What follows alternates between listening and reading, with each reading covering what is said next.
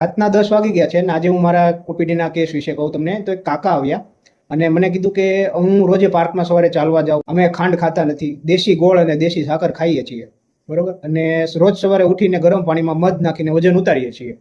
હવે ખાંડ, ગોળ કે મધ આનું સત્ય કોઈ કહેતું નથી, કેમ કે સત્ય હંમેશા કડવું હોય અને જૂઠ હંમેશા મીઠું લાગે. તો તમારા બિચારા ઓર્ગનને તમે ખાંડ આપો, ગોળ આપો કે મધ આપો, એ કેમિસ્ટ્રી જાણે છે, માર્કેટિંગ નથી જાણતું, એટલે એ આઈડેન્ટિફાઈ નહીં કરી શકે. સાકર કે ખાંડ એનું ગ્લાયસેમિક ઇન્ડેક્સ 65 હોય છે, જે 100% સુક્રોઝ હોય છે. જ્યારે ગોળ છે એ 85% સુક્રોઝ હોય છે, એનું ગ્લાયસેમિક ઇન્ડેક્સ 84% હોય છે. હા, ખાંડથી પણ વધુ. શ્વાસ લઈ લ્યો. મધ કે જે 80% સુગર હોય છે, જેનું ગ્લાયસેમિક ઇન્ડેક્સ 54 to 85 સુધી હોય છે સોર્સના હિસાબથી. મતલબ ગોળ છે એ તમારા બ્લડ સુગરને વધુ ઝડપથી વધારે છે, અને આ ડેટા કહે છે, દાદી નહીં. ગોળમાં આયર્ન, મિનરલ્સ આવું બધું હોય છે. હા ભાઈ, હોય છે, પણ કેટલું સ્ટ્રેસ અમાઉન્ટમાં.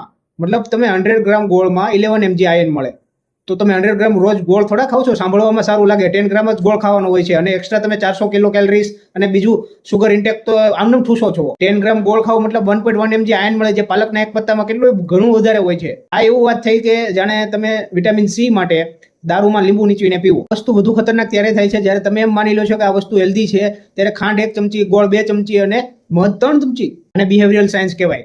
મતલબમાં 2017ની સ્ટડી મુજબ, એલો હેલ્થ ઇફેક્ટ મુજબ, તમે કોઈ પણ ફૂડ પર નેચરલ લખી દો એટલે એ 35% વધુ ખવાય છે, વધુ કન્ઝ્યુમ થાય છે. સેમ કેલરીઝ પણ વધુ બીમારી. ખાંડ, ગોળ કે મધ આ ત્રણે એક જ ક્લાસમાં ભણવાવાળા છે. ગોળ એ છે કે જેને યોગાની ટી શર્ટ પહેરી લીધી છે, અને મધ એ છે કે જેને હિમાલયમાં સોલો ટ્રીપ મારીને ઇન્સ્ટાગ્રામ પર પોતાનો ફોટો લગાડી દીધો છે. ત્રણેયનું ડેસ્ટિનેશન એક જ છે: ફેટી લીવર, ઇન્સ્યુલિન રેઝિસ્ટન્સ અને બેલી ફેટ. તમારે સ્વીટનર બદલવાની જરૂર નથી, તમારે ક્વોન્ટિટી બદલવાની જરૂર છે. 1 ચમચી ખાંડ, 2 ચમચી મધ કે ગોળ કરતા સારું છે. કોઈ કહેશે કે ડોક્ટર સાહેબ ફ્રૂટમાં પણ સુગર હોય છે. આ બિલકુલ હોય છે, કેમ કે ગોળ કે મધનું સુગર એ ફ્રૂટનું સુગર નથી. ફ્રૂટમાં ફાઈબર, પાણી અને મેટ્રિક્સ હોય છે, જે તમારા સુગરને ધીરે ધીરે રિલીઝ કરે છે. તમારું લીવર એને હેન્ડલ કરી શકે છે. જે મધ, ગોળ કે પછી ખાંડ લઈ લો, એમને એ ડાયરેક્ટ લીવર પર અટેક કરે છે. Same molecule, different delivery system. Insulin પર ફરક પડે છે.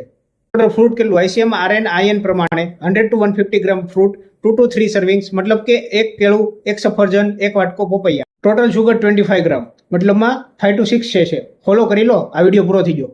રાતના 10 વાગી ગયા છે અને આજે હું મારા ઓપીડીના કેસ વિશે કહું તમને. તો એક કાકા આવ્યા અને મને કીધું કે હું રોજે પાર્કમાં સવારે ચાલવા જાઉં, અમે ખાંડ ખાતા નથી, દેશી ગોળ અને દેશી સાકર ખાઈએ છીએ, બરોબર, અને રોજ સવારે ઉઠીને ગરમ પાણીમાં મધ નાખીને વજન ઉતારીએ છીએ. હવે ખાંડ, ગોળ કે મધ આનું સત્ય કોઈ કહેતું નથી, કેમ કે સત્ય હંમેશા કડવું હોય અને જૂઠ હંમેશા મીઠું લાગે. તો તમારા બિચારા ઓર્ગનને તમે ખાંડ આપો, ગોળ આપો કે મધ આપો, એ કેમિસ્ટ્રી જાણે છે, માર્કેટિંગ નથી જાણતું, એટલે એ આઈડેન્ટિફાઈ